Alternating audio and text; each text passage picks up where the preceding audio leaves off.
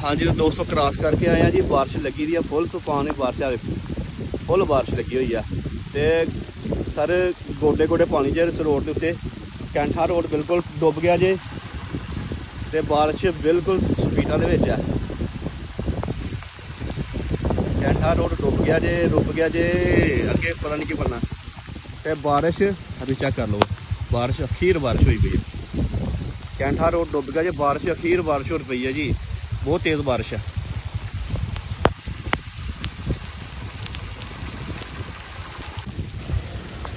दोस्तों थोड़ी देर बाद असी दरिया ते चले हैं। बारिश बहुत तेज़ होने दी, मोबाइलों के पी पै गया, ठीक है ना। तो थोड़ी देर तक असी चले, अल्लाह खैर करे। दरिया के उत्ते ते दरिया का बार बार फोन आ रहा, दरिया तो बार बार फोन आन रहा मुंडिया के कि जनाब सूरत हाल खराब है, बहुत ही खराब हो गई है।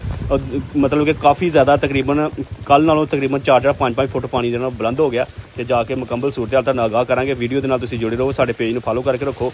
नाले तर गए दोस्तों, चैक कर लो तुसीं, रोड पूरा तर गया है जे। क्रॉस करके आए हैं जी जनाब, बोल गोडे गोडे पानी है रोड के उत्ते। तो अल्लाह ही खैर करे दोस्तों, दुआ करो कि अल्लाह अपनी रहमत करे।